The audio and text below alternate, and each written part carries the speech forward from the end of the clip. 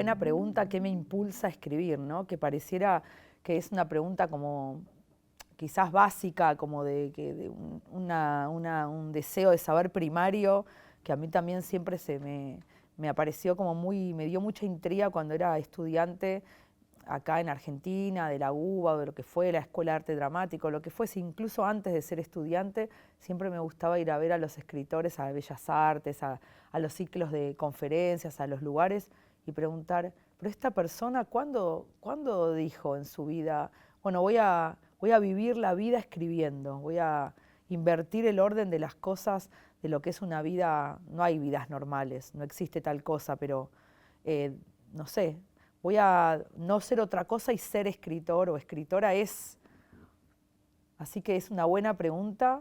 Más que qué impulsa a escribir o qué lleva a la escritura, qué necesidad hay de andar duplicando la vida o modificándola o viviendo esa doble vida o armando mímesis y copias después enrarecidas de lo que es la vida en la literatura, porque en un punto es eso, observar algo, desfigurarlo lo suficiente para volverlo literatura, pero tal cual lo que decís vos, como ir al origen de la cosa y decir, pero qué necesidad hay de hacer eso, ¿no? ¿Por qué no vivir una vida con, sí, haciendo otra cosa, no sé, curando caries en un laboratorio trabajando con vacunas y en ese sentido no quiero para nada ser solemne, sé que no está de moda además, o que está mal visto, como cierta grandilocuencia, solemnidad, pero yo creo que, bueno, esa frase de Pessoa, de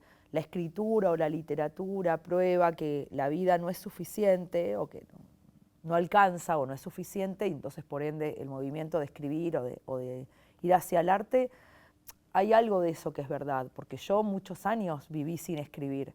No soy una escritora que arrancó en su cama, una poeta Rimbaud que empezó a escribir a los 17 años o antes.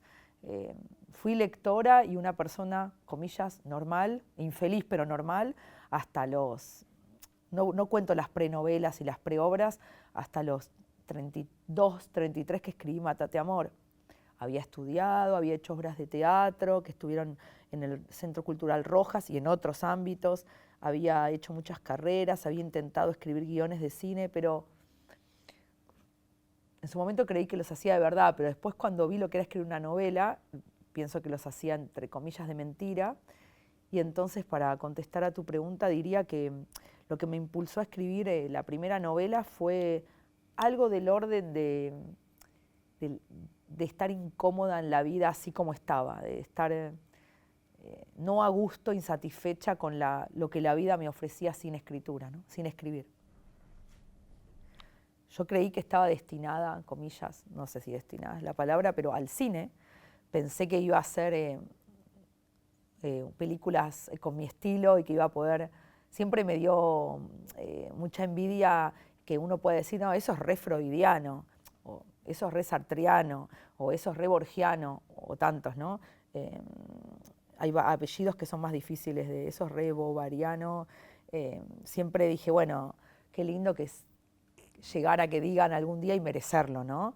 A eso es re harwitziano. Es pretencioso, pero era esta cosa de cuando la vida empieza a tener el estilo del autor que te gusta.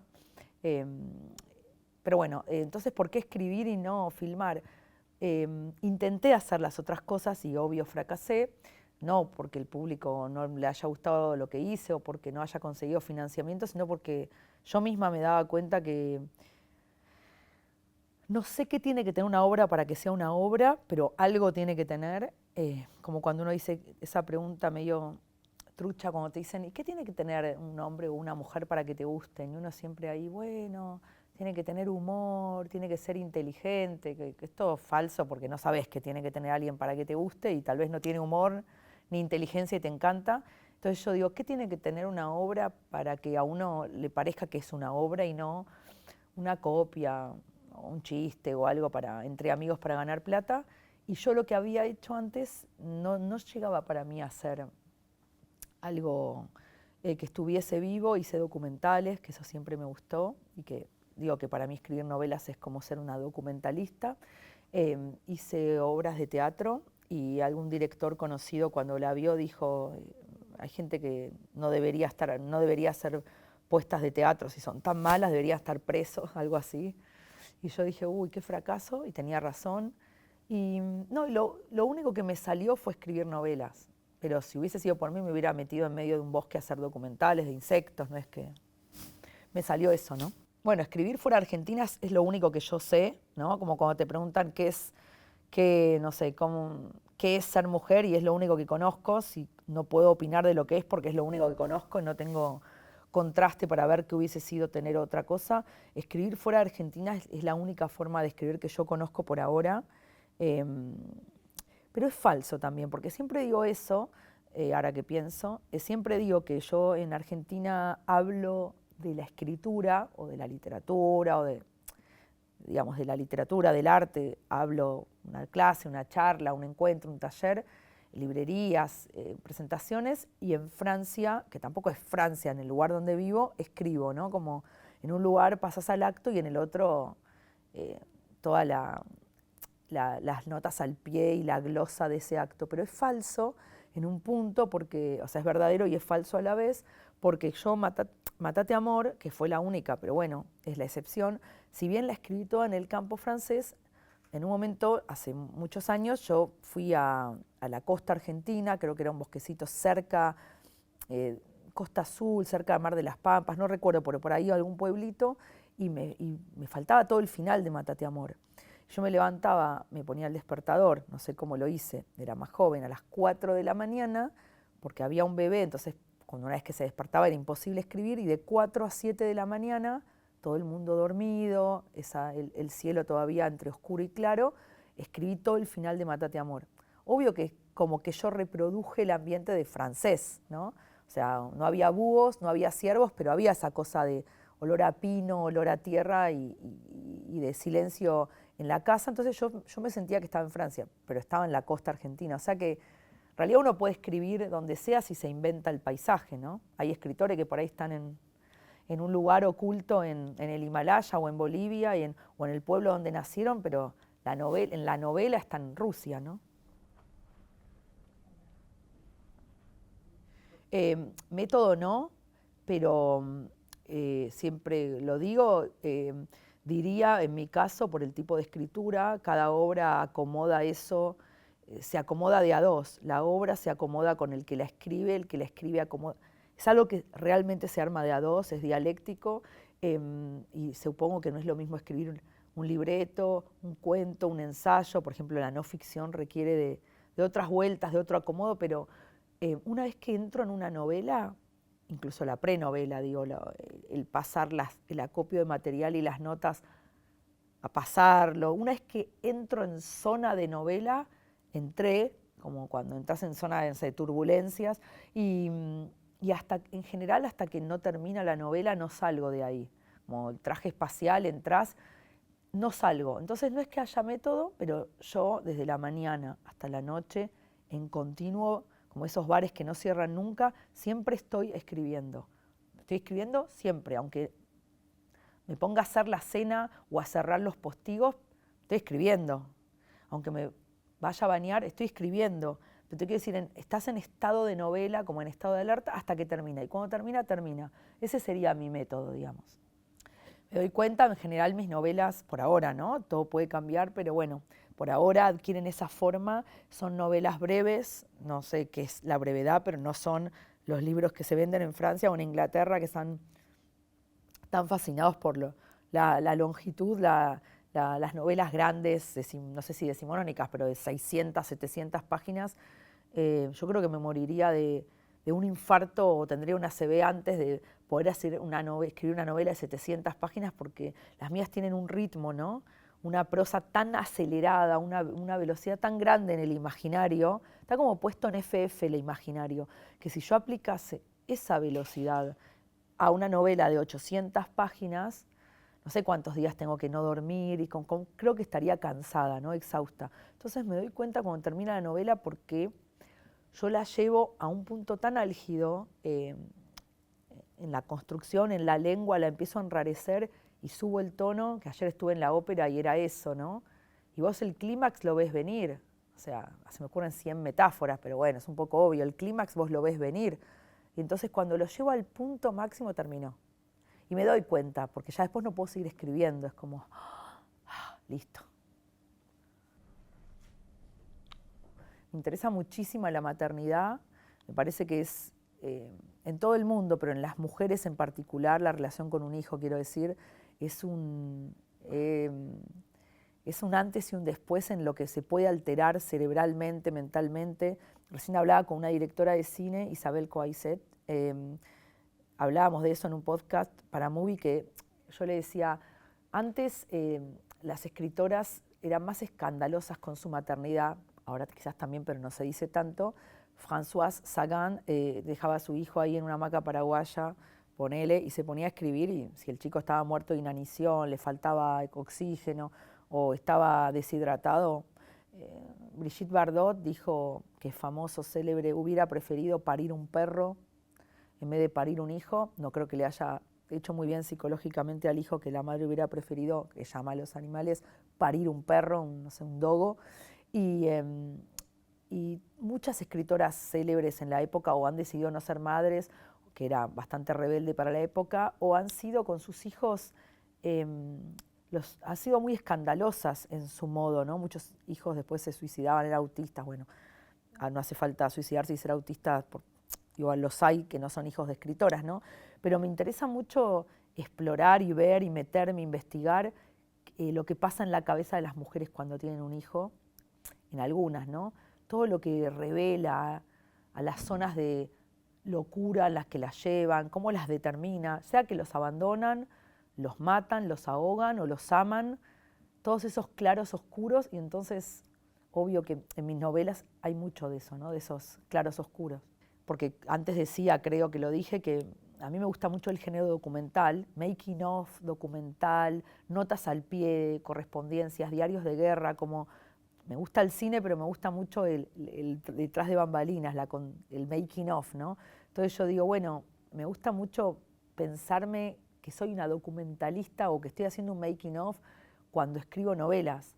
No es que invente nada, pero Svetlana Alexievich, ¿no? la Nobel bielorrusa, que hizo, entre tantos otros libros, que hizo algo así como Voces de Chernobyl, que ganó el Nobel y fue muy criticada, pues decía, bueno, yo también pongo un grabador a 5 soviéticos sobrevivientes del sistema soviético del régimen, o a 5 sobrevivientes de un atentado de la dictadura, y te gana un Nobel. Y obviamente que ella lo que hizo es una operación rara de volver novelístico lo documental, ¿no? Bueno, a mí yo siento un poco que me siento Svetlana Alexievich cuando entrevisto mujeres, que después las vuelvo personajes, como Perder el Juicio, pero antes fueron una... Entonces me siento medio una reportera de guerra, y luego después lo convierto en literatura, ¿no? Siempre es rara la palabra verdad porque suena para mí como medio pesada, grandilocuente o un poco aburrida, pero es cierto, porque termina siendo así. Cuando uno dice, bueno, si hay verdad, hay obra o algo así. Y después, obviamente que no hay nada más mentiroso y antiverdad que el arte, y la palabra verdad es muy discutible y muy susceptible de derribar esa noción y de romper esa noción. Verdad, verdad, verdad. Pero a la vez, bueno, es un parámetro y es un norte a dónde ir, una guía espiritual, la verdad. Lo que pasa es que uno la usa mucho, es una palabra gastada, un concepto muy gastado, ¿no? Y del que hay que sospechar también. En todo caso, trato siempre, y es muy cansador, y por eso hay que ser fuerte, como así, de no dejar pasar en mis textos ninguna frase, ninguna palabra que se haya colado, ¿no? Como este se coló, se coló, que no haya coladas, es decir, no estoy de esas escritoras, o no sé si hay, pero esos libros que vos lees y decís, pero, a ver, pero toda esta página podría no estar, está bien, uno diría con qué criterio, bueno, con criterios artísticos, ¿no? Podría no estar y el libro sería mejor. ¿Por qué la dejó? ¿Habrá estado apurada? ¿Se le quemaba la leche en el fuego? ¿Tenía que ir a pagar los impuestos? ¿Le tocaron el timbre los de Amazon? ¿Le traían algo? Porque digo, a veces yo siento que hay obras un poco desprolijas, pero ¿y esta palabra tiene que estar acá, o debería encontrar un sinónimo? Bueno, trato, nunca es 100%, es imposible. Como la vida no es perfecta, el arte tampoco, la perfección extrema no existe, pero trato de poner la lupa, el escáner e ir fabricando una lengua que tenga que estar, que esté viva y que vibre, o sea, que esté ahí zumbando en la obra. Y si empiezan a colar palabras que no van, si tengo ese día cansancio y entonces dejo o borro, ¿no? Y uno sonoramente se va dando cuenta qué palabras tienen que estar y cuáles no, ¿no? Escribir el libreto para Demencia, con T, Dementia, con dirección compuesta de Mariano Pensotti y composición musical de Oscar Strasnoy. Fue un sueño porque yo siempre estoy pensando en la música, sin ser música, yo siempre estoy añorando haber sido música sin haberlo logrado, siempre estoy afinando las palabras, como decía Oscar Wilde, como si fueran violonchelos, ¿viste? Como si fuera un instrumento musical, el que fuese un piano, una flauta. Entonces, bueno, meterte en ese mundo donde vos escribís, pero tu palabra está permanentemente interceptada, cuestionada, intervenida, como esta palabrita intervenida, por el compositor. Pero vos, en vez de decirle, no, discúlpame, pero esto es así, como uno le diría a un editor, le tenés que decir, claro, o sea, el maître sos vos. Entonces, escribir para la música es extraordinario. Es lo que yo hago en las novelas, pero sin nadie que me diga lo que tengo que hacer. Así que el director, el compositor, te tiene que sí o sí guiar, alterar la frase, pedirte que lo hagas más breve, darte vuelta a la oración para que los cantantes lo digan de manera armónica, para que entre en la matemática musical. Bueno, me parece increíble. Cruza raza impura de teatro. Como yo estudié de manera tan ecléctica, no sé si es algo, creo que finalmente fue positivo para mí, lo veo como un mérito, pero bueno, en realidad salió así de manera caótica y no lo planifiqué. Yo estudié mucho literatura, pero también filosofía en Puan, pero también pintura y cine, obviamente teatro en la Escuela de Arte Dramático. Entonces, es obvio, inevitablemente que tenés todo ese recorrido conceptual y entonces, está bien, no soy música, pero siempre asocio la música, las obras de teatro las escribo escuchando música, nunca escribí una línea sin escuchar piano, a veces silencio, pero bueno, que también es música. Entonces, me sentía relativamente cómoda en ese cruce, ¿no? Y después, bueno, me fueron guiando, claro. Sí, la palabra enemigo, que es súper bélica y que es antipática, ¿no? No tiene buena prensa o no es linda o no te hace quedar bien. La palabra enemigos me parece, o sea, fundamental para escribir. Ya es sabido que no se puede escribir con buenos sentimientos, que los buenos sentimientos producen literatura de mierda, que desde el bien y el humanismo y el deseo de que el prójimo sea tan feliz como vos no se puede construir, no un cuento, no se puede construir una página de literatura, digo, de dramaturgia, es lo mismo. ¿Qué ópera hay donde todos se amen y no se saquen los ojos y no se corten el cuello y no, es decir, pero buscar enemigos me parece muy, muy saludable, muy productivo y están en todos lados, entonces está buenísimo, bueno, es que tenés que recorrerte medio continente a pie para encontrarlos. Haces así, uy, acá hay uno, acá hay otro, qué bueno.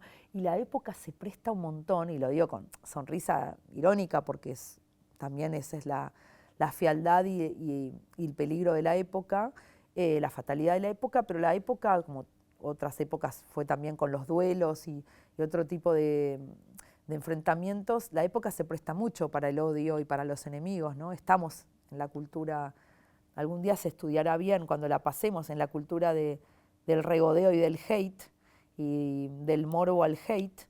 Entonces, es una época que se presta mucho para tener enemigos, con lo bueno y lo malo que eso es, pero para la literatura está espectacular. Después, como se dice siempre, pero yo lo escuché eso desde mi formación, a veces son enemigos reales.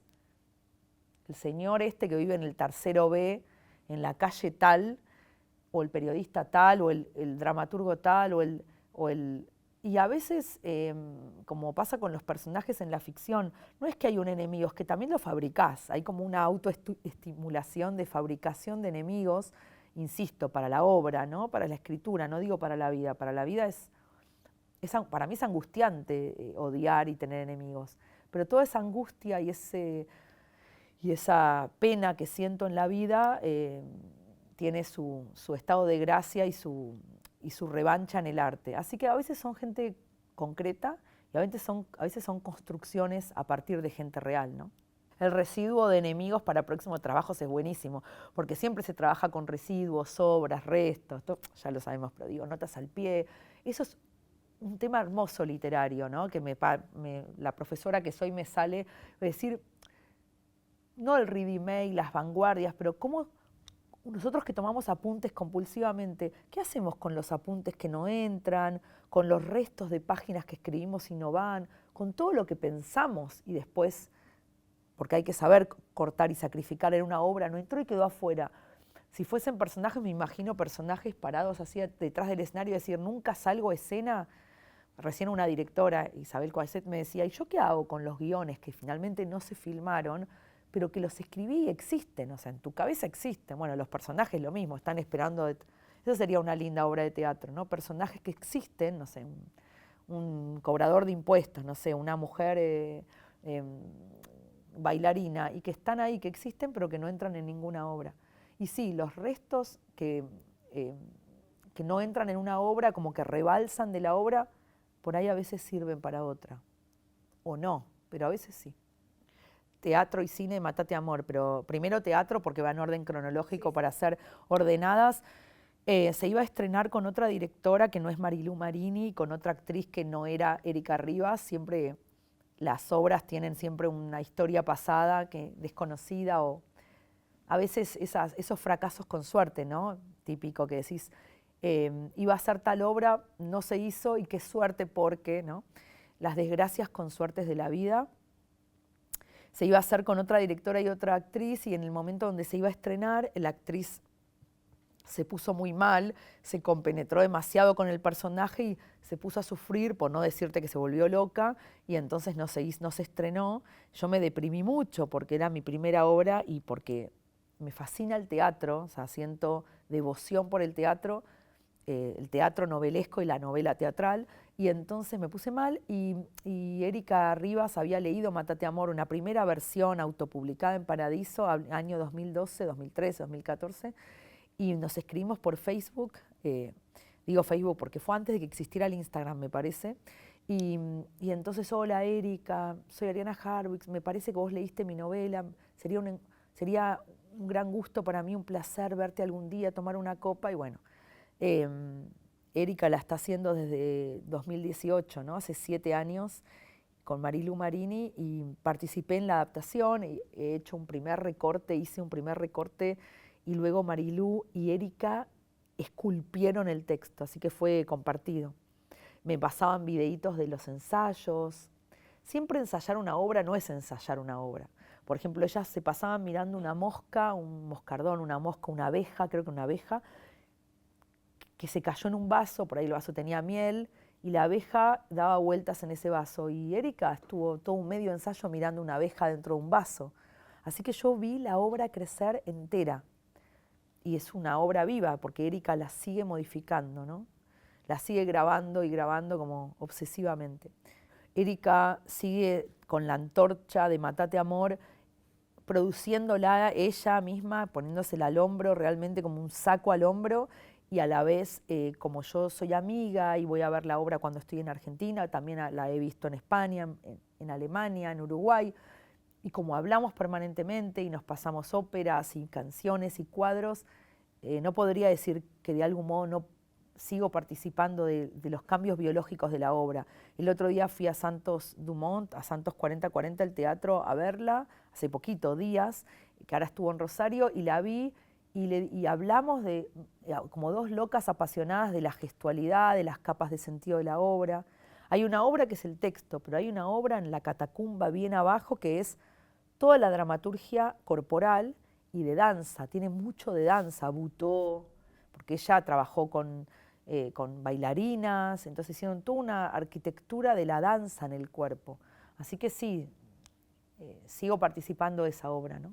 Y la adaptación al cine de Mátate Amor, no participé en nada, me hubiera gustado, era un cambio de lengua, era en inglés, hecha de algún modo con una producción hollywoodense, británica, americana, hollywoodense, entonces el hecho de que no tenga un rasgo independiente, de que sea Hollywood, de que sean actores de ese tamaño mundial, hizo, o quizás formas de producción, hizo que yo no participara en nada, al opuesto total de las obras, y me pareció frustrante, obvio, insólito y frustrante, como que yo creo que debería ser penalizado por ley y deberían estar presas las personas que estando el autor vivo, todavía no estoy muerta, no, aunque sea una vez no lo llamen.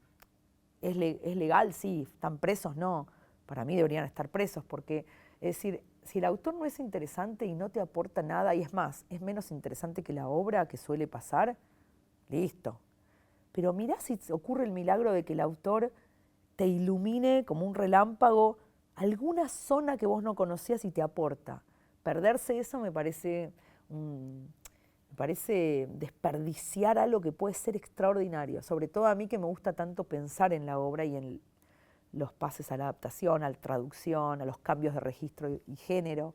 Y bueno, la vi ahora en el Festival de Cannes por primera vez y bueno, ahora se estrena en todos lados, ¿no? Consejos. Bueno, sí, hay un montón de consejos. Primero tiene que estar la voluntad de escribir, que no es una voluntad, un deseo, como si... O sea, tiene que ser, la voluntad tiene que ser algo como alguien que dice, sí, voy a la guerra. O sea, tenés que saber que en el medio te podés morir. O sea, tiene que ser algo, una decisión que tenga que ver con el riesgo, ¿no? ¿Me opero o no me opero? Bueno, si te operás te podés morir. Es decir, tiene que ver con esas decisiones donde puede salir todo bien o todo mal, ¿me entendés? No es algo banal. Ay, bueno, voy a escribir y veo. Bueno, no.